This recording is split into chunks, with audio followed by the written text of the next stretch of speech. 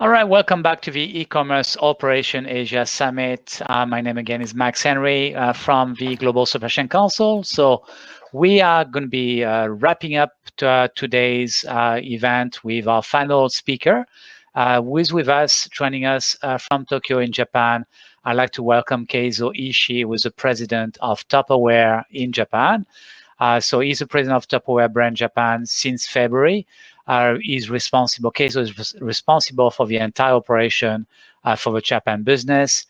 Before working with Tupperware, Keizo was the chief digital officer for Coca-Cola in Japan, where he managed all the digital strategies and the initiative all across the group companies in Japan. He's also been the president and the general manager of Expedia Japan before joining Coca-Cola. So it's great to have you here. Keizo, you look great. You go ahead, welcome. Thank you. Thank you, Max. So let me share my presentation first. Okay, and goes to the full screen. All right, so everyone, can you see my screen now? Yeah, we can see it, no problem. Okay, that's good. So let me start. So hello, everyone. Thank you for joining to e-commerce Operation Asia 2021 and my sessions. My session will be the final session of today. First of all, I hope all of you and your families are staying safe. And in past 18 months, COVID completely changed the world.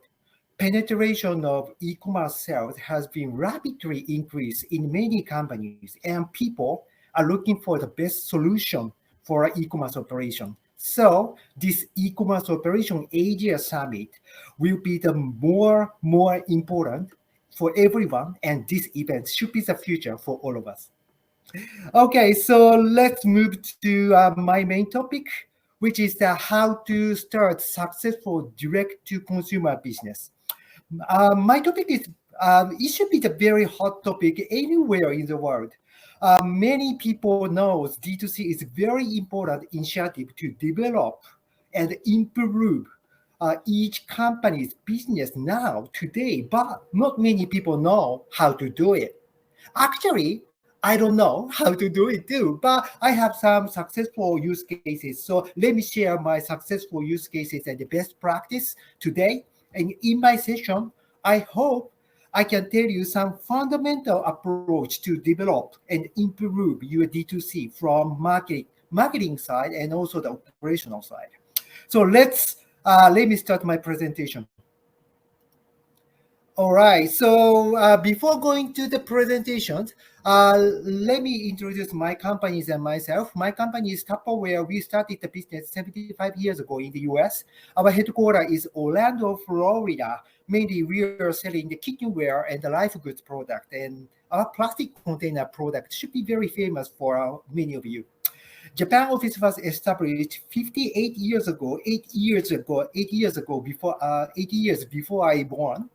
And we have business with 20,000 sellers and 28 official stores nationwide. But the biggest growth driver today is D2C. D2C is our biggest growth driver today. A little bit about myself. Max already explained myself, but I'm Keizo Ishii from Tupperware. And I'm just joining to Tupperware from February this year. And I also work in Coca-Cola's, Expedia's, Estee Lauder, AIG, and Amazon and AOL. So let me move to the main topic. So first of all, I'd like to start this. What is D2C? Okay, there are several definitions on this question. This is my view. So you should have a different opinion on this. It is okay. This is my example. But in traditional business before D2C, we mainly worked with retailer to sell the product.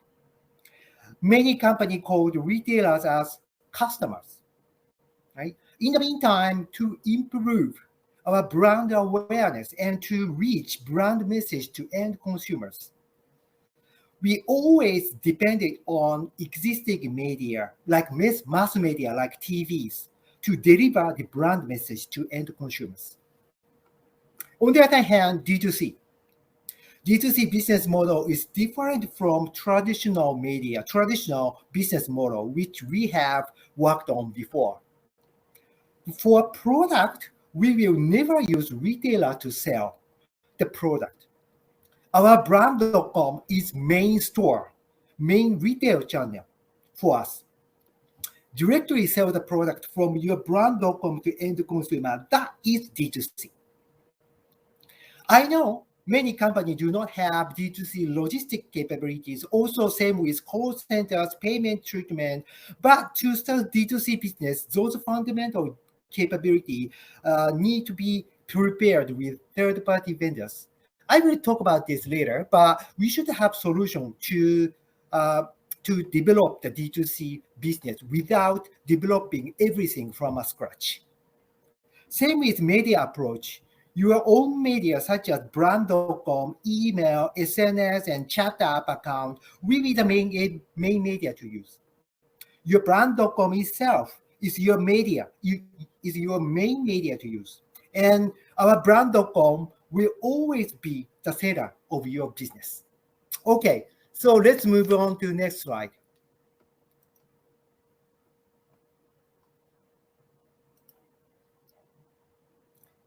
Now, move on to how to successful on D2C.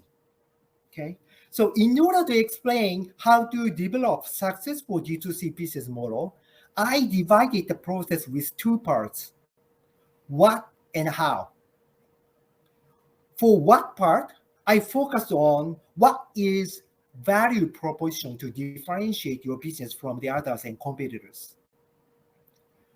In my logic, D2C value proposition is composed with 4 elements. I will visit all 4 elements later, okay? Which are experience, uniqueness, exclusiveness, and subscription. I will explain all of 4 one by one later. And also I have the pool. So you can just vote which one is most important for you. And I will deep dive into all of 4 elements from next slide. In how part, I focused on how to deliver your message to end consumers. What is KPIs to look at? What is different between traditional business model and D2C business model? I will explain this later too. So let's deep dive on one by one. All right. So first element I explain is experience. This is very simple story. On D2C, we shouldn't push product directly to consumers. This is confusing explanation, right? Because direct to consumer, but what I'm saying, don't push product to consumer directly. My recommendation is to tell the story first.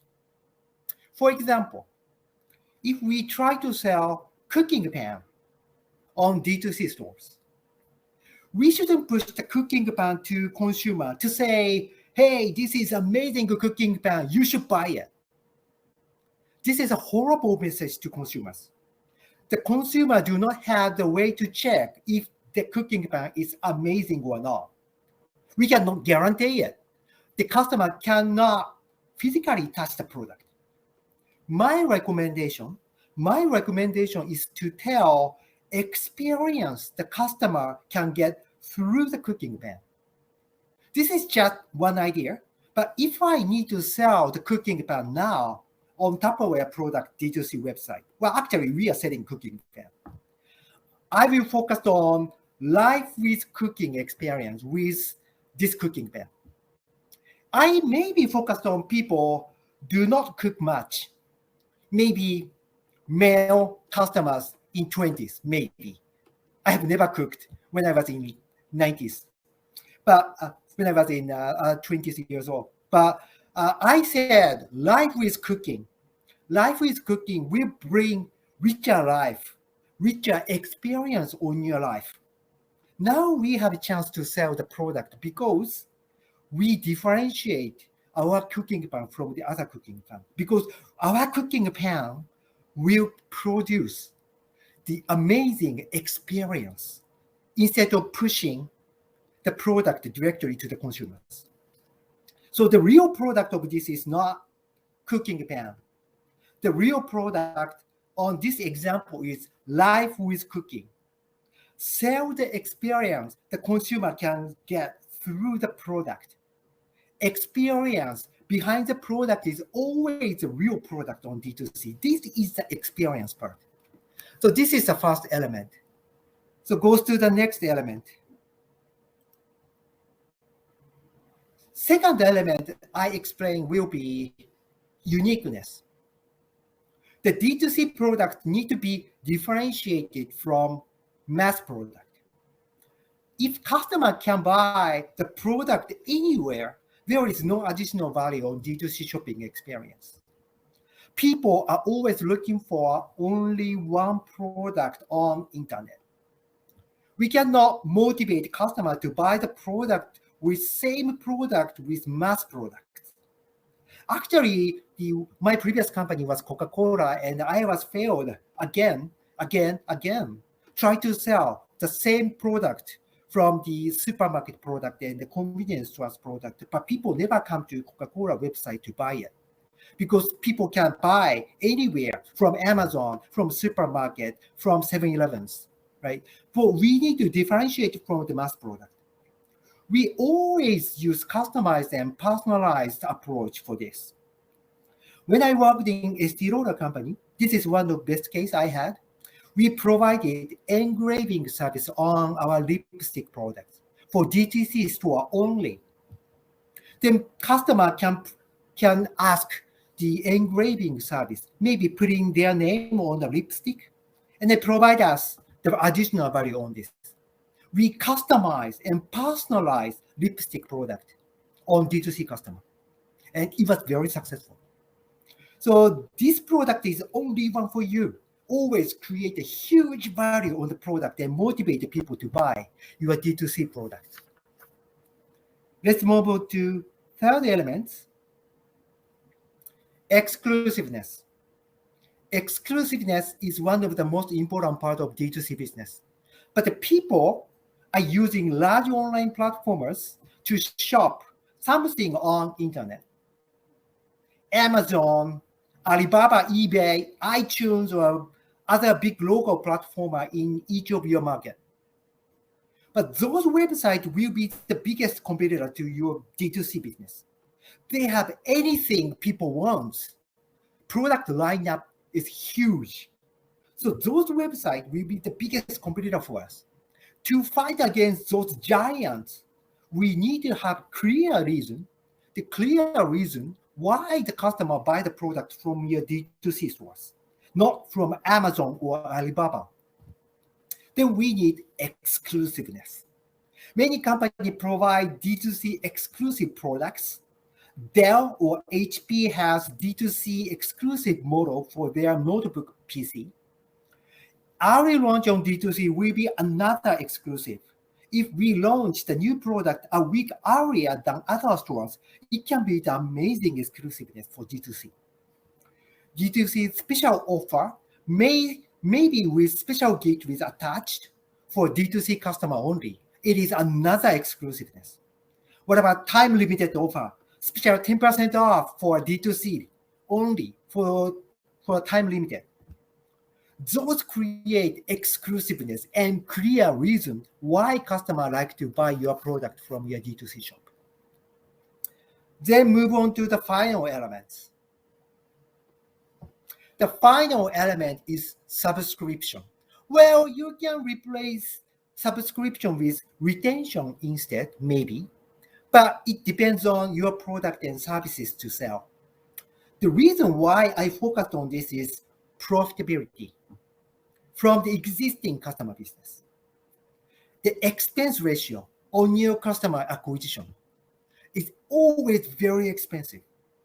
Even if the D2C store is very successful, it is very difficult to get much profit from new customer acquisition business alone. Always we need to spend and invest money on this area. Most of the case, profit comes from existing customer business through your free sales channels such as email and organic search. but still we need to invest on the high-cost channel to grow the business with new customer acquisition activities. So I highly recommend to separate the sales channel into two groups, which is high-cost channel for new customer acquisitions and low-cost channel for the existing customers' repeat purchase. And calculate ROI on each high-cost and low-cost channels, and also carefully watch sales penetration or how much sales from high-cost side and low-cost side, and we will see the best balance to grow and retain the profit. So one of the most important KPI for D2C will be retention rate or repeat purchase rate from the customer. This is the key. If the retention rate or repeat purchase rate are low for your D2C business, your D2C business will never get profitable. So those four elements create value propositions. Now moving to how part. Again, in traditional business model, we always leverage the existing media to reach to consumer to improve your brand awareness. So the most important KPI is reach. How many people you can reach, right, will be the most important KPI in the traditional business model. Always the message is advertisement of the product. We had focused on quantity of consumer reach. Okay, please remember, in traditional model, we focused on quantity of the consumer reach. On the other hand, in D2C, we don't leverage much traditional media. Oh, well, you can still using some of your investment on TV for the new customer acquisition, but basically, we're gonna use your own media like SNS, email, and other free media to communicate to your value proposition instead of advertisement of the product. And please use any combination of four elements I just explained. And try to get engagement from the customer. This is very important point. Try to get engagement. Okay, just don't deliver the message. Try to get engagement from the customer. It's a communication. It's not showing the message. The main content of this is not advertisement. Your value proposition composed with four elements will be the main message for you. So getting the engagement from the consumer is the true purpose of the communication. So this time, we focused on engagement, not the number of consumers to get reached. We focused on quality of the reach instead of quantity. So in D2C business model, forget about quantity. We focused on quality of the engagement, quality of the consumer reach will be the most important KPI for all of us. Okay, so this is the marketing part. I also cover with some operational side.